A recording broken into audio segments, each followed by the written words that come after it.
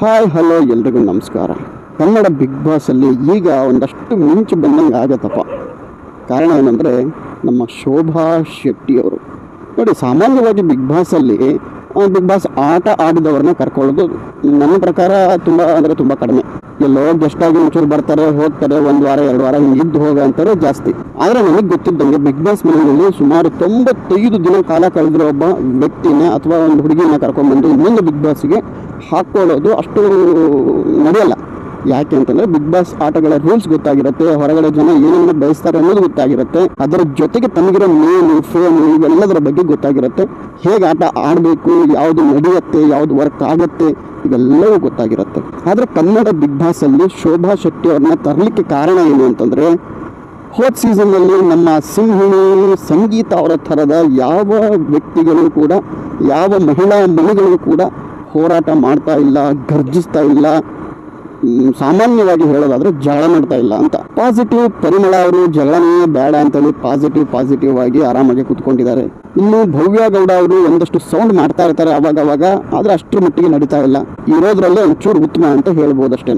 ನಾನು ಈ ಹಿಂದಿನ ವಿಡಿಯೋದಲ್ಲಿ ಹೇಳಿದ್ದೆ, ನಮ್ಮ ಸಂಗೀತ ಅವರ ಥರದ ಕಾಂಪಿಟೇಟರ್ಸು ಒಳಗಡೆ ಯಾರೂ ನಮಗೆ ಸಿಗ್ತಾ ಇಲ್ಲ. ಸರಿಯಾದ ಸಮಯಕ್ಕೆ ಸರಿಯಾದ ರೀತಿಯಲ್ಲಿ ಧ್ವನಿ ಎತ್ತೋರು ಸಿಗ್ತಾ ಇಲ್ಲ. ಇನ್ನು ಧ್ವನಿ ಎತ್ತಲಿ ಅಂತಲೇ ನಮ್ಮ ಚೈತ್ರ ಅವ್ರನ್ನ ಒಳಗಡೆ ಸೇರಿಸ್ಕೊಂಡಿದ್ದಾರೆ. ಆದರೆ ಬೆಳೆಸ್ಕೊಂಡು ಕೊನೆಗೆ ಹರಾಜಲ್ಲೂ ಕೂಡ ಯಾರು ಕೂಗ್ಲಾರ್ದಂಗೆ ಪಾಪ ಒಬ್ಬಂಟಿ ಅನ್ನೋ ಥರ ಫೀಲ್ ಆಗ್ತಾ ಇದ್ದಾರೆ. ನೋಡಿದ್ರೆ ಬೇಜಾರು ಅನ್ಸುತ್ತೆ. ಹಿಂಗಿದ್ದಾಗ ಏನು ಮಾಡೋದು ಅಂತ ತಲೆ ಕೆರ್ಕೊಂಡು ಬಿಗ್ ಬಾಸ್ನವರು ಕೊನೆಗೆ ಆಟ ಆಡೋರೇ ಇದ್ರೂ ಪರವಾಗಿಲ್ಲ, ಈ ಶೋಭಾ ಶೆಟ್ಟಿ ಅವರು ಒಂದಷ್ಟು ಕಮಾಲ್ ಮಾಡಬಹುದು ಅನ್ನೋ ಲೆಕ್ಕಾಚಾರದಲ್ಲಿ ಬಿಗ್ ಬಾಸ್ ಮನೆ ಒಳಗಡೆ ಸೇರಿಸ್ಕೊಂಡಿದ್ದಾರೆ.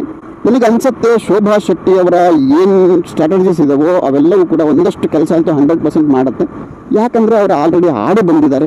ಸಂಗೀತ ಅವರ ಪ್ಲಸ್ ಪಾಯಿಂಟ್ ಏನಿತ್ತು ಅಂತಂದರೆ, ಸಂಗೀತ ಅವರು ಬರೀ ಮಾತಾಡ್ತಾ ಇರಲಿಲ್ಲ, ಬರೀ ಧ್ವನಿ ಎತ್ತುತ್ತಾ ಇರಲಿಲ್ಲ, ಜನರ ಜೊತೆಗೆ ಕನೆಕ್ಟ್ ಆಗಿದ್ದರು. ಆ ರೀತಿ ಕನೆಕ್ಟ್ ಆಗೋದು ತುಂಬ ಕಡಿಮೆ. ಹಾಗಾಗಿ ಶೋಭಾ ಶೆಟ್ಟಿ ಅವರ ವಿಚಾರದಲ್ಲೂ ಕೂಡ ಒಂದಷ್ಟು ಜನರಿಗೆ ಕನೆಕ್ಟ್ ಆದರೆ ಸೌಂಡ್ ಅಂತೂ ಮಾಡ್ತಾರೆ, ಜಗಳಮಂತೂ ಮಾಡ್ತಾರೆ, ಅದರಲ್ಲಿ ಯಾವುದೋ ಡೌಟ್ ಇಲ್ಲ. ಒಂದು ಚೂರು ಕನೆಕ್ಟ್ ಆಯಿತು ಅಂತಂದರೆ ಒಂದು ಲೆಕ್ಕಾಚಾರದಲ್ಲಿ ಕೊನೆವರೆಗೂ ಅಂತೂ, ಈಗಿನ ಲೆಕ್ಕಾಚಾರದಲ್ಲೇ ಕೊನೆವರೆಗೂ ಅವ್ರು ಇರೋಂಥ ಚಾನ್ಸಸ್ ತುಂಬ ಇದೆ. ಆದರೆ ಫೈನಲ್ ಗೆದ್ದು ಬಿಡ್ಬೋದು, ಹೇಳೋಕ್ಕಾಗಲ್ಲ. ಈಗಾಗಲೇ ತೆಲುಗು ಬಿಗ್ ಬಾಸಲ್ಲಿ ಶೋಭಾ ಶೆಟ್ಟಿ ಅವರು ಸಿಕ್ಕಾಪಟ್ಟೆ ಸೌಂಡ್ ಮಾಡಿ ಬಂದಂಥವ್ರು. ಹಾಗಾಗಿ ಈಗ ಅಕಸ್ಮಾತ್ ಸಂಗೀತ ಅವ್ರನ್ನ ಒಳಗಡೆ ಹಾಕಿಬಿಟ್ರೆ ಹೆಂಗಿರುತ್ತೋ ಆ ರೀತಿಯಲ್ಲಿ ಅವರ ಸ್ಟ್ರಾಟಜೀಸ್ಗಳು ಕೆಲಸ ಮಾಡುತ್ತೆ.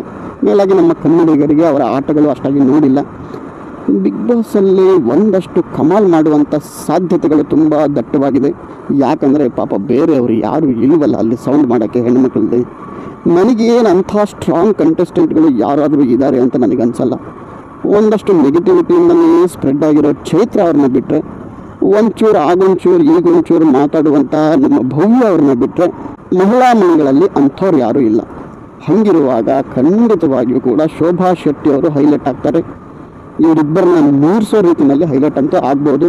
ಆದರೆ ಮನೆ ಒಳಗಡೆ ಅವರು ಅಷ್ಟು ಸುಲಭಕ್ಕೆ ತಮ್ಮ ಗುಂಪಿನ ನಡುವೆ ಸೇರಿಸ್ಕೊಳ್ಳೋದು ಸ್ವಲ್ಪ ಕಷ್ಟ.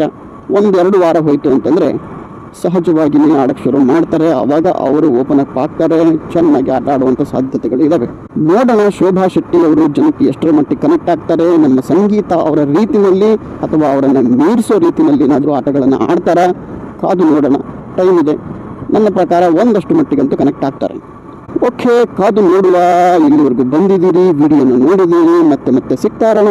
ಅಲ್ಲಿವರೆಗೂ ಟಾಟಾ, ಬಾಯ್, ಸಿ ಯು. ನಮಸ್ಕಾರ ಕರ್ನಾಟಕ.